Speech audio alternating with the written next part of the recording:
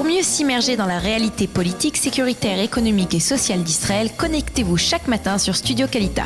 Daniel Haïk vous y attend pour sa revue de la presse.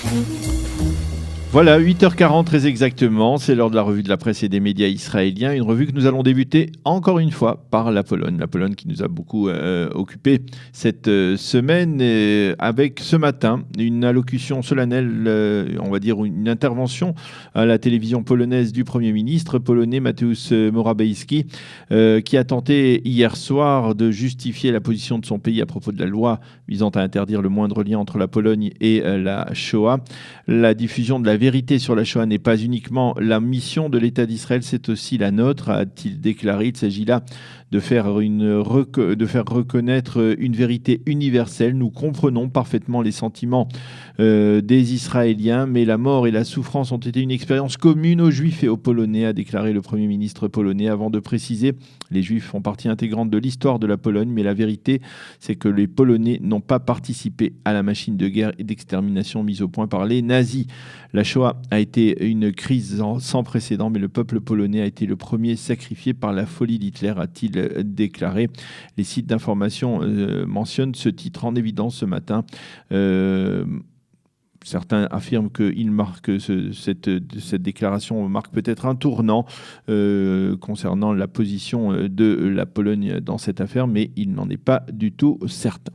Le Israël Hayom affirme ce matin, sous forme de révélation, que le camp sioniste pourrait se scinder en deux. En effet, de plus en plus de députés de la formation politique de gauche émettent des critiques de plus en plus vives contre leur récent président Avi Gabay et envisagent une démarche pour le destituer. Le journal explique que Gabay a été élu à la présidence du parti du camp sioniste comme s'il avait été le sauveur de la gauche israélienne, mais depuis, certaines déclarations qu'il a faites ont provoqué le trouble au sein de ce parti de gauche, et Gabay aurait déjà d'une certaine manière dépensé tout le capital sympathique qu'il avait obtenu au moment de son élection. Des députés envisagent donc de se dissocier du parti et de créer un groupe parlementaire indépendant. Tous les quotidiens israéliens expriment ce matin en manchette la colère des responsables politiques et diplomatiques israéliens. Donc après que le Sénat polonais ait voté la loi controversée dissociant le peuple polonais des actes commis durant les nazis, durant la Shoah par les nazis, les journaux parlent désormais de crise ouverte entre les deux pays, et dans l'entourage de M. Netanyahou, on affirme que ce vote de mercredi va à l'encontre du dialogue convenu en début de semaine entre le Premier ministre israélien et son homologue polonais. Et cette colère israélienne, eh bien, elle s'est traduite par des réactions verbales très dures. Certains députés ont accusé la Pologne de négationnisme de la Shoah. Le ministre des Transports, Israël Katz, a demandé à Binyamin Netanyahou de rappeler l'ambassadrice d'Israël en Pologne pour consultation à Jérusalem. Et c'est Tzipi Livni qui s'est cette fois véritablement lâché, on peut le dire entre guillemets, en affirmant qu'au travers de cette loi, la Pologne avait craché au visage d'Israël. Tous les médias et les journaux reviennent ce matin sur les obsèques de Chaim Guri, le poète et combattant du Palmar, qui se sont tenus hier à Jérusalem. On peut parler de Chaim Guri comme l'archétype du Sabra, qui a été donc inhumé hier dans le carré des Grands de la ville de Jérusalem, au cimetière de Givat Shaul à Jérusalem, après que des centaines de personnes se soient recueillies devant sa dépouille mortelle déposée sur l'esplanade du théâtre de Jérusalem, à 2 pas de là où Chaim Guri a habité pendant des décennies. Le président de l'État, Reuven Rivlin, a rendu hommage à Guri. Tu as combattu comme un poète et tu as écrit comme un combattant, a-t-il déclaré. Le Israël Hayom révèle que des poèmes écrits par Chaim Guri lorsqu'il était encore un jeune garçon ont été retrouvés. Une partie de ces poèmes sont publiés ce matin par le quotidien israélien gratuit. Le Yediot Aharonot publie en première page ce matin une révélation. Il s'agit de l'existence de ce qui pourrait s'appeler la nouvelle force de frappe de Tzahal. En effet, après des années de discussion, le ministre israélien de la Défense, Lieberman, a tranché il y a un mois et il a annoncé la création, donc le mois dernier, d'un vaste système de protection à l'aide de missiles sol-sol. D'ailleurs, d'abord, l'armée se dotera de missiles ultra sophistiqués d'une portée de 150 km et ensuite elle pourra disposer de missiles d'une portée double qui pourront frapper n'importe quel point au Liban et en Syrie. Et c'est peut-être là la raison des mises en garde lancées cette semaine par Avigdor Lieberman au Hezbollah afin qu'il ne soit pas tenté de tirer des missiles en direction du territoire israélien. Et le Yediot Aharonot de préciser, selon les estimations des experts de Tzahal, que le Hezbollah disposera d'ici 10 ans d'au moins 1 millier de missiles ultra précis. Donc c'est une information que l'on trouve dans le Yediot Ahronoth, en première page du Yediot Ahronoth. Quant au Makor Rishon, il consacre ce matin un article intéressant à tenter d'expliquer le regain de tension constaté ces derniers jours sur le front libanais.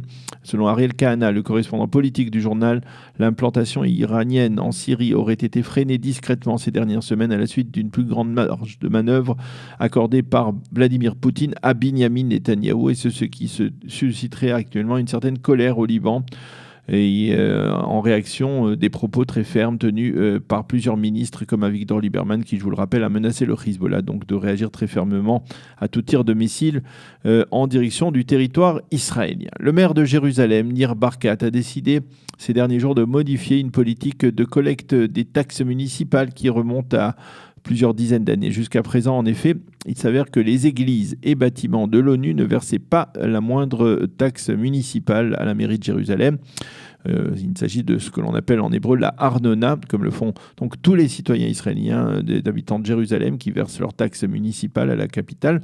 Le maire Nir Barkat a donc décidé de mettre fin à cette situation et d'obliger ces institutions, qui souvent ont très largement les moyens de verser leurs taxes municipales en fonction du métrage de leurs biens immobiliers. Selon les experts, la mairie pourrait ainsi récupérer quelques 650 millions de shekels par an, ce qui n'est pas rien.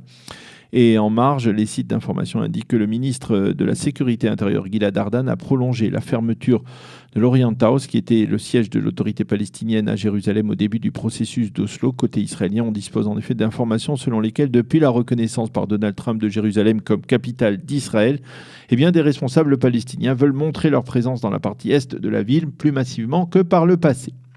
Ceci étant, le Makor Rishon affirme ce matin que l'Union européenne va transférer quelques 42 millions d'euros au renforcement de la présence palestinienne dans l'est de Jérusalem, justement. Et Federica Mogherini, la responsable des relations extérieures de l'Union européenne, a également fait savoir que l'Union versera 105 millions d'euros d'aide d'urgence à l'UNRWA, qui souffre, on le sait, d'une grave crise économique, en particulier depuis que l'administration Trump a décidé de geler une partie de son aide économique à cette agence de l'ONU consacrée uniquement aux réfugiés palestinien. Le Times of Israel s'entretient dans son édition de ce vendredi avec notre ami Sami Gozlan, qui est le très actif directeur du BNVCA, qui évoque une recrudescence de ce qu'il appelle les incivilités anti-juives en France et que l'on pourrait qualifier d'actes antisémites. Il affirme qu'il y a aujourd'hui beaucoup plus d'agressions anti-juives à domicile dans le cadre de querelles de voisinage et il affirme que cela touche également les plus beaux quartiers de Paris. Une interview réalisée après l'attaque d'un jeune garçon juif de 8 ans cette semaine.